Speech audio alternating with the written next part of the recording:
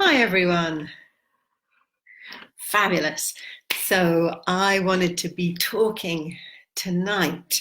Let's take those off, I don't need this right now.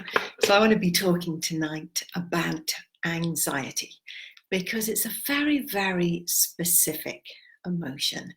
And when the energy really starts moving into anxiety, then there's lots to share and there's lots to talk about. So I see loads of people popping on already. That's awesome. Joe and Claire, Sylvie. Hi, Joe. Ilanka. Wonderful. Because of all of the energies and emotions that we work with, anxiety is one of the most pervasive within our energy system. And whether you're a really anxious person or whether you simply experience anxiety at times, we all know it as a pretty overriding emotion. Rationality doesn't come into anxiety. And we can even tell ourselves, don't be anxious, don't be worried about it. This is just something that's going to happen anyway. And yet the anxiety can really ride in our system. So that's what I want to share. We'll have a little bit. Hi, Sylvie. I'm glad it's finally sprung in Canada. Jitka, Margaret. Hi, Wendy. Joanna Harris is asking if it's nice tea. It is very nice tea. So let's have a little look at, first of all, what the energy of anxiety does to our system. Because it's one of the most specific energies for immediately ungrounding us. Anxiety really begins to work in a loop in our energy system. And that's why when we have anxiety over anything, it really becomes a circular process, doesn't it? As if your thought patterns just keep looping. And we'll often find, if I look at someone when they're really working with anxiety, it's amazing because there'll be a loop that's going around the face and the head. There'll also be one that's going around the abdominal area. The stomach energy really works in a very different way when it's carrying anxiety as when it's not carrying anxiety. So this sort of, the best way I can say it looks like it's looping. And then, so we have one that's looping either around the face or around the brain. Another one that's looping around the abdominal area. And then you can have an anxiety loop that's really spinning through the whole of your biofield, which really begins to ramp things up. Those processes that we would use to navigate through an emotion that we know isn't serving us. Yeah. So maybe you're feeling nervous about something and you can talk yourself into that place of understanding that the nerves are adrenaline and it's okay and the next step is going to happen. So we can bring in the space for our energy to find its coherence again, because that's probably an important thing. We shouldn't have a loop that's moving around our head and a loop that's moving around the belly and spinning through the biofield in that way. Our natural energy patterns of health, of vitality, of ability to be grounded, trusting, peaceful, connecting into ourselves and our environment, all of those energy patterns aren't going to be working in kind of a closed circuit loop. So when we work with anxiety, it's this closed circuit loop. That's the challenge. Let's see who else has come in. Hi, Katie and Irene, Angie. Hi, Naomi. So lots of wonderful friends joining on. Hi, Claire, Martha, Celia. Yeah, okay. Carol here saying that the anxiety is so much worse in the middle of the night. Indra, I'm glad that you're on. I know you've had some challenges joining some of these Facebook Lives, so that's awesome. So let's get back to this looping energy, because once it starts looping, it builds its own momentum. It's like the energy patterns that are looking to get through the loop, to connect everything back into cohesion, at that point they simply can't get through. So that's why anxiety, and I'm sure that those of you who work with anxiety in a kind of daily way, you're very, very aware of the way that it can kind of feed itself. And really, there's only one, but it's one very, very powerful solution to anxiety, and that is groundedness. Groundedness is a very big word, and it's a very big term, and we'll have a look more specifically at it. There's also a lot of blogs on my Imaginal Health website that really looks at groundedness. So if it's something that is an enigma to you or you're unfamiliar with it, then that's a really great place to explore more information. But when we're grounded, when our energy is moving down into the earth as well as up from the earth, out of our head as well as in through our head, so we're electromagnetically grounded, we're holding the polarity of north and south. When we're in that place, that's the only thing that can actually cause these loops to begin to run in a more polarized way within our energy system, so that then our natural energy patterns can reform. So let's see if there's, hi Catherine, Emma, lots of Raki asking if she'd mute something. Nope, I can't hear anything. So that's great. And Angie, you're also agreeing with Carol that anxiety can really get worse at night. And, you know, often when we move out of groundedness, that's due to hormones. Hormones obviously can play havoc with our stability and whole energy system balance. So often anxiety will begin looping because hormones aren't working in the way that our whole body needs it. So remind me, if I didn't come back to that one a little bit later on in this Facebook Live, then remind me, Angie or Carol or anyone else, to bring in the hormone piece, because hormones bring a different kind of disarray into our energy system. And actually then at that point, energetically, what's happening is not only do you have the anxiety loops occurring, but kind of in front of it and behind it is static. And yes, that is a very good place to do some work, because otherwise your energy system really struggles to bring in cohesion. And of course then a cycle gets created, because one of the things about our energy systems is that yes, we are designed to be amazingly vital, happy, healthy in every way. At the same time, we can begin to develop energetic habits. And those habits aren't always ones that serve us. When I'm talking about energetic habits, usually I'm talking about those that have developed normally as amazingly wise responses to a stress situation, but have become stuck in their patterns. And anxiety is definitely a habit that can become a very stuck one. So I wonder if there's any specific questions. Sylvie, what's the difference between being nervous and being anxious, or is it the same? Yeah, that's a great question. So nervousness can come in a really, really wide range, can't it? I can feel nervous about doing a Facebook Live in case I'm on the wrong site, or my computer breaks down, or someone bursts through the door, or something like that. And that kind of nervousness is going to put a slight rippling through my energy system, but at the same time, it encourages my system to expand, be a little bit more aware. It's going to sort of work. Everything is still cohesive, but that ripple is moving through it. We can move it into a really different place of nerves, where actually we're very anxious, frightened, nervous. All of those words can be interchanged. And for some people, it might move into an anxiety loop. And for other people, actually, it's just going to put a lot of adrenaline in the system. It's going to really activate the nervous system and make everything a bit edgy and a bit jangly. But it doesn't necessarily have to move into anxiety. Anxiety is a very specific energy because of this looping action.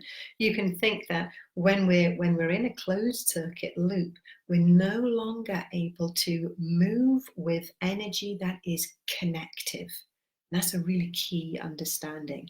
When I'm sort of plugged into my place within the universe, when I'm electromagnetically charged, when I'm able to bring in fresh energy, get rid of toxic energy, so when I'm kind of plugged in, then any movement towards anxiety is going to immediately be alleviated, and my ability to be connected to things around me are going to act as a constant calmer. If, however, I'm in a closed circuit loop of anxiety, then my ability energetically to be connected outside myself becomes inhibited. And of course, all that does is make the loop more established. So you can see how anxiety it can perpetuate itself.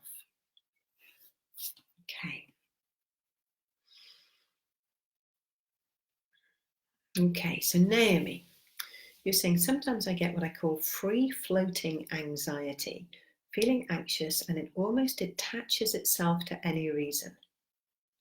So could that also just be an issue with grounding? It absolutely could be, and that would be a really common experience, that kind of you're moving through your life and you're doing okay, and then you get this kind of slight edginess which begins to move into anxiety. Some of you will know what I'm talking about and some of you won't because you don't experience. That's fine. But for those of you who it's like an unsettling, that will often start in the stomach. You'll feel that trying to explain. It's like, first of all, energy through the gut begins to vibrate slightly differently. The vagus nerve is involved, the central nervous system is involved, so just begins to move. And that, if you can immediately ground that down, then often you can process, what was that flash of anxiety about? What was going on there? What do I need to do? Is it my emotion? Is it someone else around me? I know that 90+% of you who are on this Facebook Live right now will be incredibly sensitive and empathic people, so that you will be absorbing a lot of stresses, emotions, tensions from your environment, from the people around you, whether you're in your work environment, walking down the street, sitting in a pub with friends, that actually your energy system will be absorbing a lot of other people's energy as well. It's natural, that's what we do. Energy systems are designed to be connective. At the same time, if you're a highly sensitive person, then that connectivity is going to sometimes override your understanding that this isn't your stuff. So Naomi, it might very well be that free-floating anxiety that you mentioned is actually something that you've kind of walked through, or that you're sitting with, and it's not yours.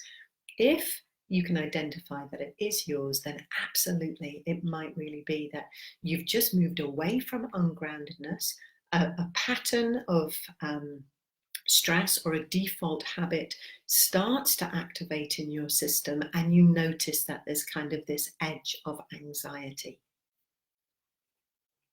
Hi, Joy. And Vicky, can you explain how it is contagious? Yeah, to animals, children, and everyone in contact. You know what? First of all, I'm going to actually say it's not contagious. It's not contagious if you're grounded, okay? And I think I'm talking more about people here rather than animals.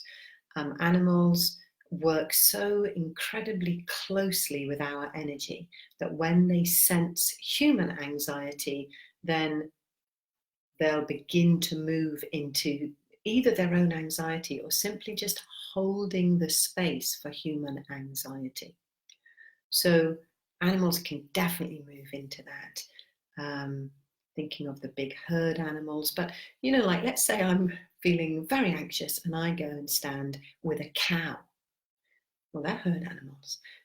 But that cow is going to be so deeply grounded that not only will the cow not experience my anxiety, but it will ground me. And from the minute I get grounded, I cease to feel so anxious. Same with something like a tree. Yeah, so there is the understanding that emotions are shared, and therefore we could use the word contagious. But actually, if we put 20 people in a room and 10 of them were grounded and 10 of them were very anxious people, then it would be fascinating to watch the way in which the grounded people increase their groundedness. So I'm not a naturally anxious person. That's not a way that my body system moves into stresses or habits, default patterns. So if I'm sitting with someone who is anxious, I can literally watch my energy system ground deeper and deeper and deeper. It's like as those two systems come into being, one of them, the grounded one, says, oh, there's some kind of floating anxiety hanging out here. Let's ground it down. And it's not conscious. It's not like I'm thinking, I want to help this person. That's not the situation. But the grounded person will simply increase the groundedness. And it's like the non-grounded person, the person who's running anxiety, can find more space for their grounded system. And the minute they begin to ground properly, then the anxiety. It's interesting when that looping pattern begins to shift. It's almost like it's like like raindrops. That's kind of the best way I can energetically. It just starts to drop down and down and down, and you can see this kind of almost shimmery debris, put it that way, just begin to shuffle and shift through the body system until actually it drops down. Because one of the ways when we work with an anxiety loop is that energy lifts up and up and up in our system. So usually I said that there'll be an anxiety loop running through the head, running through the belly, and running through the whole body. But it's kind of interesting because if this is the body, and this would be this would be the natural energy sphere of that person, then actually it begins to do that. So the natural sphere increases above the head, kind of gets very skinny at the heart, and then it comes to about the knees. So now you've got this kind of, I don't know, weird shape, and all of that's looping. But that's because the energy isn't getting past the knees. That lack of groundedness has kind of pulled the system up. The stress responses are lifting up, up, up in the head. So anything that just brings that system back down. So Vicky, I'm not sure I entirely answered your question, but I think we did a pretty good job. Okay. Katie, you're saying that my anxiety levels go down in spring and summer when I'm barefoot a lot and up in winter. Absolutely. That would be a fairly normal stress pattern where anxiety is concerned, for the reasons I've been talking about. When you can deeply ground, then it just sends all of that energy down through the real energetic core, through the heels, up through the spine, and you're connected. It'd be interesting for those of you who do work with more anxiety in the winter, what can you do to actually increase your access to groundedness? Yes, being out in barefoot is amazing for grounded, but what else can you do? That's almost your mission for this spring and summertime, to learn to understand what grounds you that isn't being outside in barefoot grass. For me, heat is an amazing source of groundedness. I can go and sit in a sauna, and no matter what's going on in my body system, 3-4 minutes in the sauna, and wow, I'm amazingly grounded. That's obviously something that I can do in the winter. Maybe for you, it's spending time lying down, meditating. Anytime we put our spine on the ground, ideally, but even on a bed, anytime we put our spine down, our body system gets the chance to kind of drop down some levels back internally, back into our energetic core. So that's a beautiful way to ground. And of course, there's always being outside in nature, going for gorgeous walks, even in the winter. So for those of you who've noticed a seasonal difference in groundedness, then really start taking your attention. It'll be, I'm doing a Seasons of Sustenance program at the moment, just in the middle of the spring program, but I'll be doing one for the summer, the autumn and the winter. And it may be that you'll get some big understandings by working with the winter program in how to really balance and ground that. Okay. All right, Valerie, you're mentioning that looking ahead to a job interview is generating a lot of anxiety. So absolutely. Now, I mean, one really beautiful exercise for that is simply to have one hand on the forehead, one hand either the top of the head or the back of the head. But I think with this one, I'd go with the top of the head. And the reason for that is you have a lot of beautiful energy points on the top of the head. But when we're feeling anxious, remember I talked about that loop. So actually, when you've got one hand on the top of the head, it's like you're sending energy through the entire channel of your body, right down through your feet. And you're kind of putting a lid on that cyclical movement. So you can even consciously do that. But it's a beautiful one. And Valerie, what I would suggest is that you really think about that interview. Think about the job. Visualize what you'll be wearing, all while you're holding these points. It's an amazing way to stop that habit occurring. All right, let's have a look at other. Hi, Joe Pertwee, I see you there. Okay, Carol, you're asking a great question. If you're sitting in a public place, like a hospital waiting room, feeling anxiety, what is a grounding exercise that you can do subtly?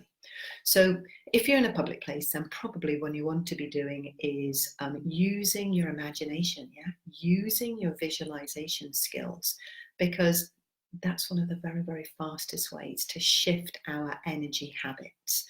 And, you know, for some of you, that will be super easy and you'll be really skilled at it. For some of you, it's going to be more of a challenge. And for some of you, you simply won't work visually at all.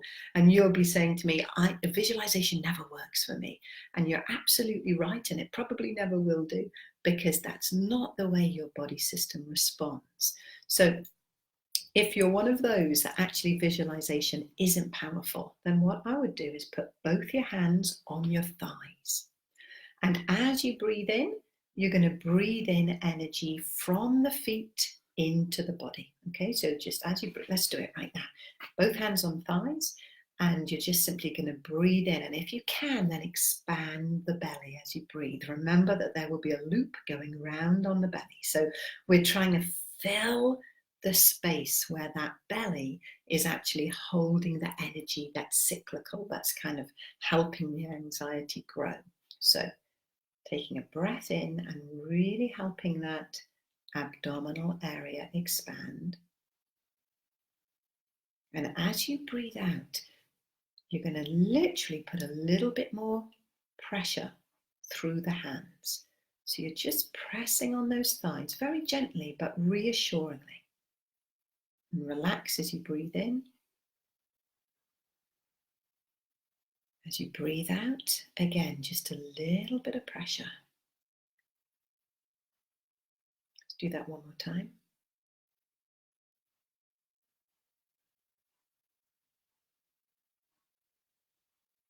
A little bit of pressure.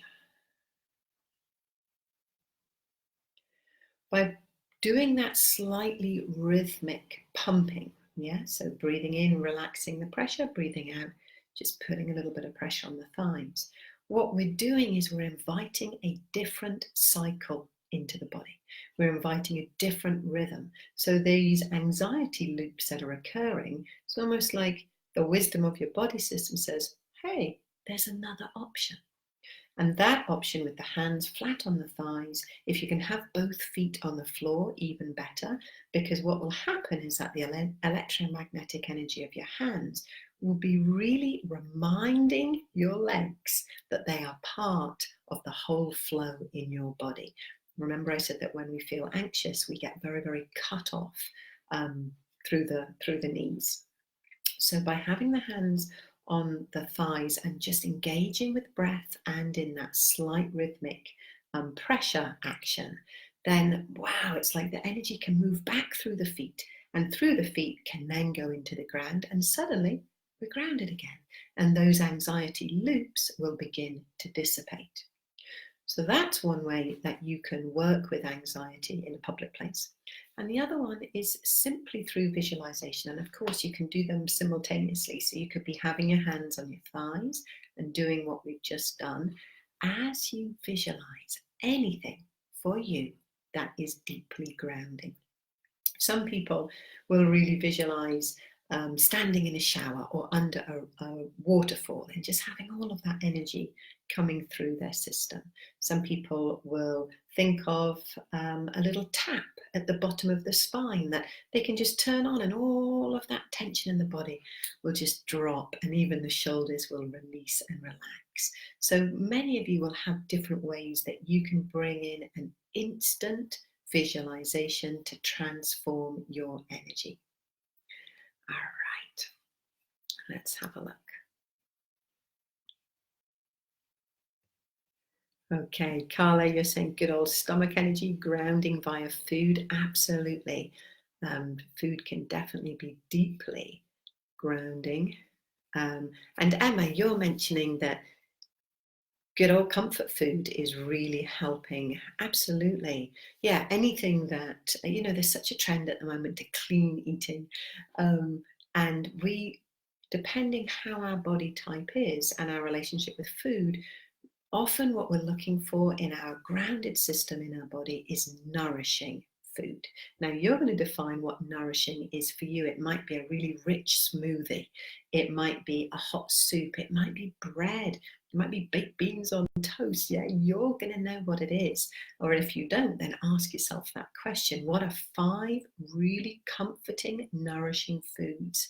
And if you're working with anxiety, then obviously those nourishing foods are going to be ways that can really ground your system down and bring the comfort factor in, because when we move into comfort, then our energy system becomes very round, very whole. It's got the polarity moving through it. Okay. Okay, so Peter, you're asking a great question. I tend to love action movies that increase my stress level. After a few hours of watching fights, dinosaurs eating people, etc., is grounding helpful during or after? So Peter, you're a man after my own heart. Give me a Marvel action film any day. But you know what? It's never going to make me ungrounded. If I'm watching Thor or some action film, Denzel Washington, whomever, then actually my system is deeply, deeply happy. If I was watching a horror movie, then I would be terrified for the rest of my life and very ungrounded. So it really depends how you feel the films affect you. If afterwards you feel jittery, if you feel like ungroundedness, if you feel like you get up and you go to open the door or make yourself a cup of tea or something and you're a little bit off and you miss the handle of the door, if you feel a bit dizzy when you stand up, any of those things that we would associate with being ungrounded, then absolutely do your groundedness after the movie. Probably no point doing it during it, because if that's the way that the kind of adrenaline or excitement of the movie works in your system, then it's probably going to quickly unground again. So just recognize that that's a pattern that you have. Ground after the movie, and hopefully if you do that often enough, then actually your body system will learn not to unground even with that adrenaline there. All right, let's have a look if there's any more questions. Okay. Claire, have you time to mention that hormone link with anxiety again? Yes, thank you for reminding me of that, Claire. Yeah. All right, let's think about hormones for a second. When there's hormonal imbalance, and for those of you talking about anxiety at night, there is hormonal imbalance. Obviously, if our hormones are working exactly as we would wish them to be, we would be asleep at night. And so I'm not necessarily talking about reproductive hormones here, but the hormonal balance between the reproductive, the stress, the sleeping hormones, all slightly off in some way. So when that hormonal, even misalignment, it doesn't even have to be hormonal havoc, but when that hormonal misalignment is beginning to put a tension in the body system, it really it moves us into our edges. That's the easiest way to say it. It's like energetically we become a bit more taut. So whereas usually in an energy field I'd expect to see expansion, contraction continually, when someone's in hormonal misalignment, then that doesn't happen as much. It gets tight and a little bit edgy. So then if we put anxiety in on that, if we put this looping energy around on that, it's kind of multi-dimensional. So let's think what to do with it. Groundedness, groundedness, and groundedness for sure. All of the energy tools that there are for groundedness, because one of the things that's important to say is that effectively. Now, if there are 200 people on right now, then there might be 200 different exercises or visualizations that would most ground you. So somewhat it's about knowing what really works for you. And fortunately enough, with groundedness and ungroundedness, it tends to be an immediate shift. Something physically feels different, emotionally feels different, you feel more stable in some way. So you need to know what your grounding exercise is. And again, you can go to my website. There's a lot of grounding videos on my YouTube channel. And, don't be confined to me. Try anyone and everyone as far as what can really work for your grounding technique. Because if you can really find what will immediately drop your groundedness down, then your hormones can begin to get a little bit more movement.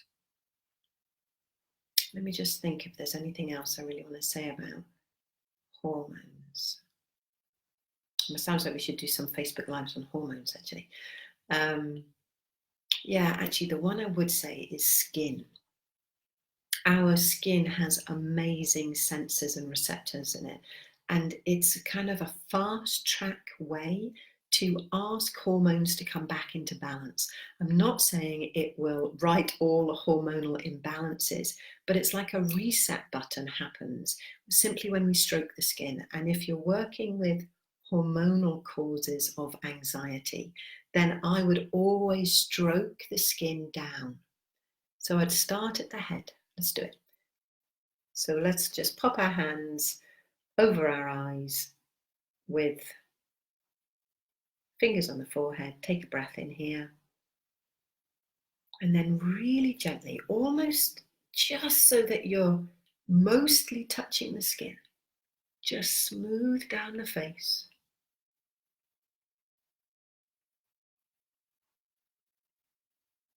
Smooth through the neck.